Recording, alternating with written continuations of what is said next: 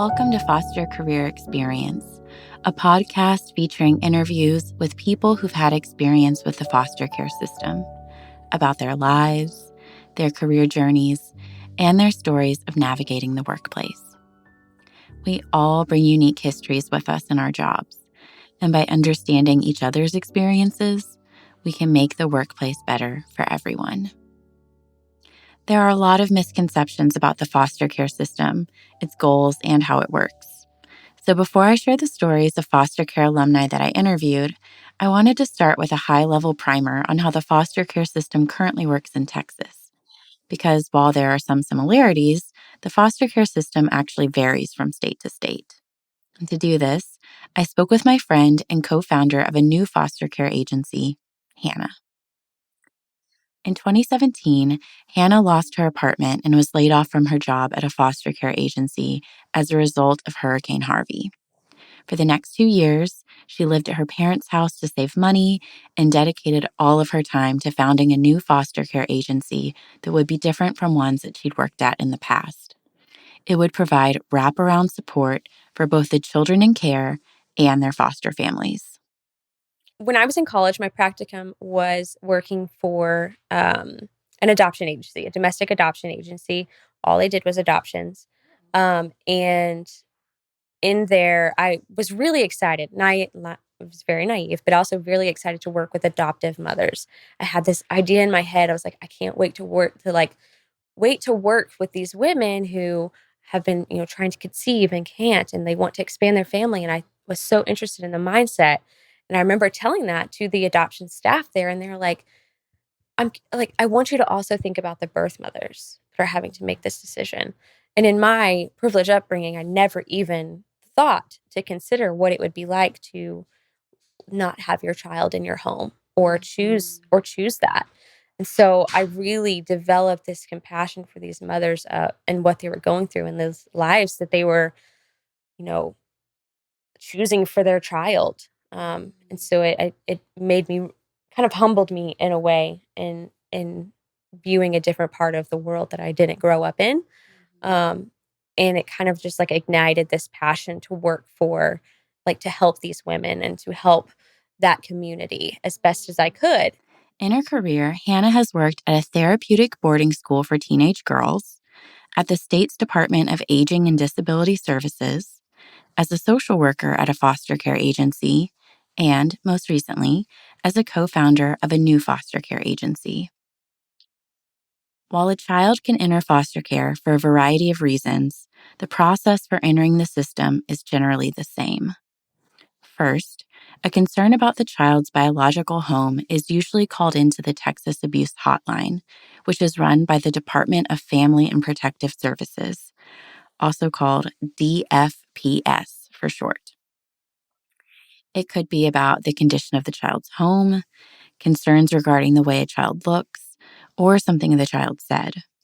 Next, DFPS launches an investigation to determine if the child is in imminent danger.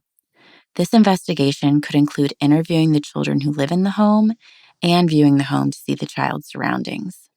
Just recently, Texas passed a law that the child must be in immediate danger or like imminent danger to actually remove the child from the home. And if they're not, they can stay in the home. They're typically given a plan to work on. The family's given a plan to like work through, or the child is removed from the home. If DFPS determines that a child is in imminent danger, the child and their siblings are removed from the home, and a placement broadcast is issued to all contractors throughout the state that are licensed to place foster children. It kind of just gives child's name, date of birth, or their age, obviously, their sex, and any behaviors that they know of, and any like other information that would be helpful. We typically don't get a lot, especially if it's a child that is just coming into foster care. There's not much information. And so once the broadcast comes through and we have a match, like we have a family that's interested in that demographic or, that fits their home, we'll call the home and ask them if they would be interested. They can tell us yes or no. And if they say yes, we call back the placement unit, which is the DFPS placement unit. We say, hey, we have a home. We submit their home study, and they make the final determination of yes, this child can go to this home, or no, we're looking, for something else. Um, and so through that, the child is then placed in the home and then monitored through our nonprofit agency. So we do case management for the home, case management for the child, and we communicate directly with CPS in the care of the child. Typically, they try to get the child in a home ASAP. Okay. So for younger kids, they're a lot easier to place. Older kids are not as easy to place. So basically, ages 12 and up are a little bit more difficult. So sometimes they will have to sleep in CPS offices, or they'll have to find an emergency shelter, something like that, to house the child until a more permanent placement is found. During the time the child is in the foster home, the state reimburses the foster family and the foster care agency at a daily rate. This rate is determined based on the anticipated level of service the state thinks the child will need. There are 3 typical leveling specifications for a child: basic, moderate, and specialized, and each has a rate associated with it. A child requiring basic service is seen as having no major issues or medical needs. For basic service, the foster family receives around $24 to $27 a day, and the agency receives around $20 a day.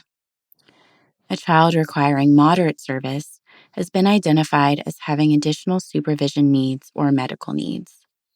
Examples of this could include a child who may struggle with aggression, or a child who has regular seizures or other health issues. For moderate service, the foster family receives around $45 a day, and the agency receives around $40. A child requiring specialized service is seen as having intense medical or behavioral needs. An example of this is a child who has cancer and needs additional supervision for their chemo treatments. For specialized service, the foster family receives around $56 a day, and the agency receives around $50. In addition to this, there are also rates for intense service and intense service plus, as well as different rates for residential treatment centers and group homes. Children in foster care also receive paid health care through Medicaid. However, Medicaid doesn't cover everything the child will need. And it's easy to see that in many cases, the amount of money given to the foster families won't be enough to cover their needs. And the amount of money given to the foster care agencies won't be enough to provide adequate care and support. It doesn't add up. I used to work at a previous foster care agency that only employed based on the children that they placed. And so the problem with that mindset is you get into kind of have a reverse effect where you're like, either you want to continue to place specialized children, or you want to continue to keep them at that level. There's no benefit for helping a child decrease their level. There's no benefit to that. So you have a reverse effect of like, well, if I keep them at a specialized level, I'll continue to get that money. So there could be even like paper padding and like notes, like the foster parent notes can be a little bit high. And, those are people we try to weed out at the very beginning, but it's kind of human inclination to be like, well, if I've been working with this child who's specialized, and now I've done all of this hard work to get them down to a basic or moderate level, and my reward is less money and less services.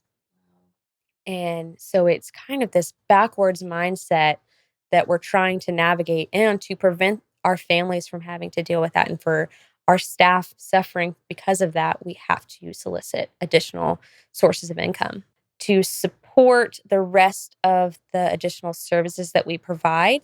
We apply for a lot of grants, mostly for specific things. Like our post adoption is funded by a grant. Our a lot of our counseling services is funded by a grant because that's not covered through our DFPS contract. And then uh, donations. So as a nonprofit, we absolutely rely on donations from the community, um, from friends and family, and that's donations of any kind. Through donations and grants, the agency that Hannah founded is able to offer services that agencies who run on state funding alone cannot. Previous places that I worked, we found that it's incredibly important to support the family that has the child at the time, and that is something that's going to actually really benefit the child to, um, you know, in their future and things like that. But what we have seen that has really been beneficial is crisis intervention.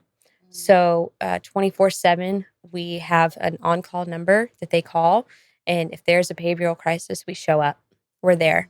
Right now, we've kind of implemented a 30-minute rule of where our families are. We want to be there within 30 minutes so we can actually respond. And sometimes there's cases where we know a child is triggered by bedtime or triggered by getting ready for school. So we will come to their home an hour earlier than they wake up, and we will wait and be there just in case, so we could try to see if there's any like triggers that the family's not seeing, or things that the child's not even realizing, just to be those eyes and and really support that family, to support that child.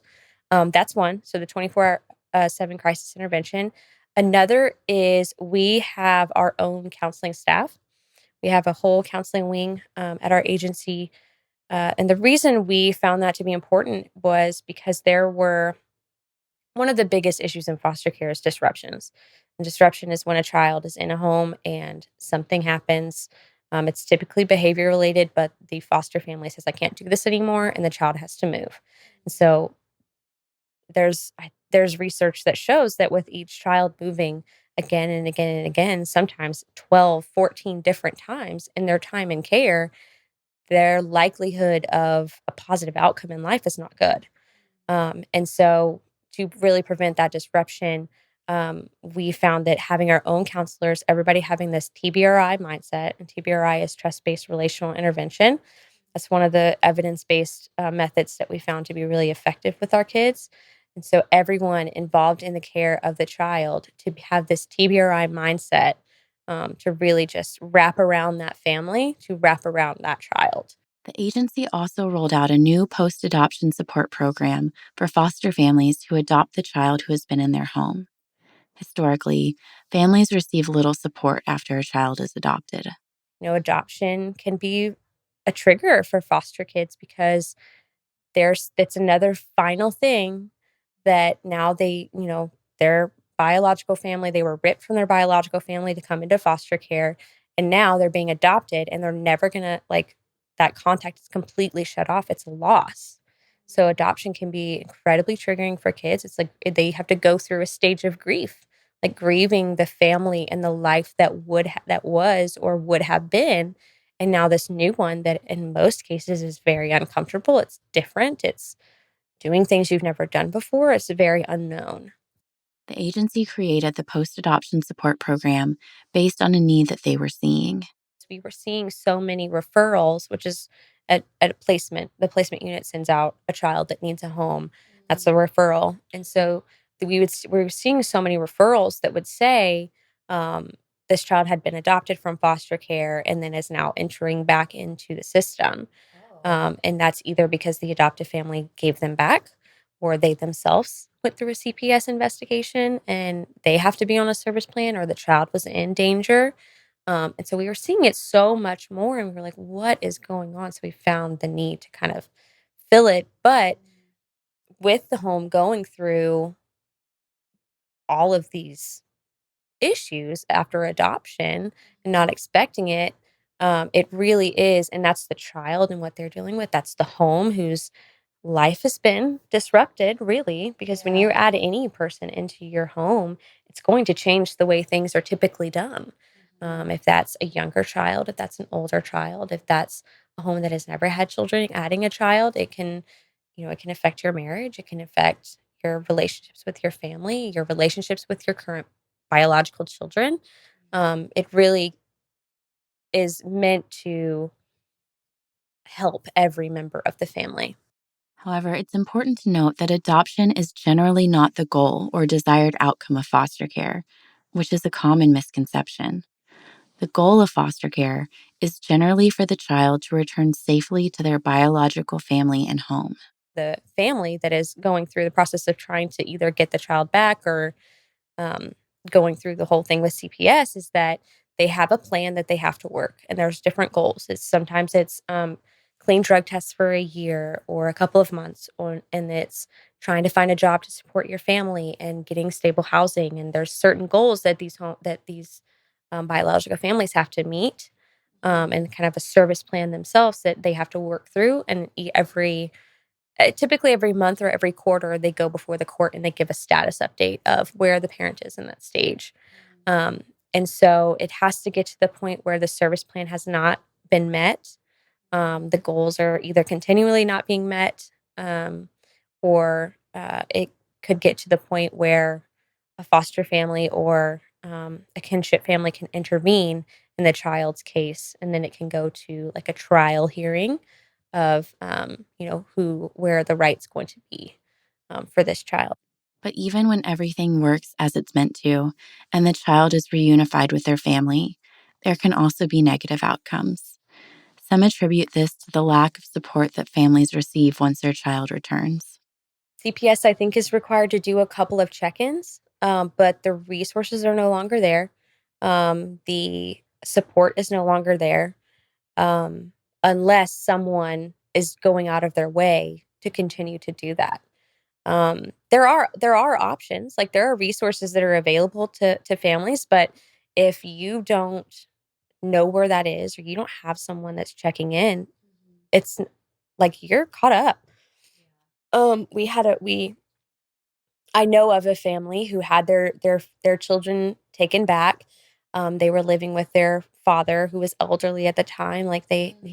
And once he passed, she didn't have anyone else. And so she got her kids back and she was with them, but she didn't have a driver's license. She couldn't drive her to work unless she was taking the bus. And if the child like was sick, she couldn't do anything else but like stay home and miss work. And there was no option for daycare because that costs a lot of money. And if you can't pay for it, you're the other option if you don't have someone else that's helping you. And so you're kind of supported through the process and then kind of dropped. Aging out of foster care as an adult is often associated with negative outcomes as well. While states have made a concerted effort to provide more support in recent years, there is still a gap in unmet need. When I used to be a case manager, actually a foster care case manager, and having to work with my teens, even a little bit, like one or two, it wasn't many, but having to work with them and having them plan their future without being adopted. And now what are you going to do? And they're like, can you tell me what I'm supposed to, like, they don't know. They don't know. And it's so big and confusing. Um, so it's that permanency is difficult to find for our teens. And we have so many teens in care right now that don't have a place. And so the option is to either wait for an adoptive family or age out, or potentially find a permanent placement that's not adoption. Find like a family that you have a connection with, but they don't adopt. You may not want to be adopted. And at that age, you can say, I don't want to be adopted, but I would like to, have a relationship with this family. And that's similar, or you age out and it's up to the child to kind of figure out what to do. Um, and so a lot of statistics, unfortunately, for children who do age out of care are not great. I mean, you can look at the statistics of what happens to children after they age out. The majority are homeless, majority go to prison, um, majority end up in similar situations that they came out of. Um, And so, yeah, the aging out is something we're working through and helping our teens learn independent living skills to kind of negate those negative outcomes that can come forward if they choose to not be adopted. Okay, well, let's work on like getting you established in a community. Let's work on building community skills. Let's work on building any skills, social skills, like any kind of independent living so you don't feel so overwhelmed. It's going to happen. Like they're going to be overwhelmed anyway, but you have something to fall back on. Before a child is in foster care, when they are in care, and after they leave, it seems obvious that we can be doing more to support families. So, what is one thing that Hannah wishes people knew about foster care? I wish that people, just like everyday people, just had any inclination about what foster care is. Like I think the biggest things is like the things that can put a child in foster care. It's not always just abuse. It's not always just neglect. Sometimes it's because a family member passed away, or there's so many different reasons. I wish they would understand kind of that situation about it. Every time I hear like a child or a family has lost their rights to a child, like I have this I'm in this field now, and I have this like constant conflict in my mind of this child lost a mother, but they're gaining a family, but this mother lost a child. Like there is no bittersweet for her. There is no bittersweet for that father who lost the rights. There's a bittersweet for the child, whether sometimes they realize it or not, but it's very conflicting for me. Because even like for me, I can think like, oh, thank goodness we don't lose this child. Like they stay with us and they stay in our community and that kind of thing. But it's very humbling of like a family lost their child. Yeah. Like all legal rights to their child. It's a constant conflict that I deal with almost on a daily basis of how do we put ourselves out of this job? How do we make ourselves unneeded, like no longer needed? Because foster care is an answer to something broken. But how do we fix that? When we fix it, we don't need to be here anymore. How do I make myself obsolete, my job obsolete? That's my goal. That's our mission, is to make ourselves no longer needed. Thanks for listening to this episode.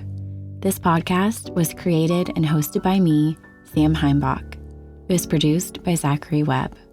Podcast art and website design are by Hannah Fenvez of HMF Design. Music is from Soundstripe. This podcast was funded in part by the Baton Savoie Scholarship offered through the Human Dimensions of Organizations Master's Program at the University of Texas at Austin. You can learn more about this episode and others at fostercareerexperience.com. Thank you.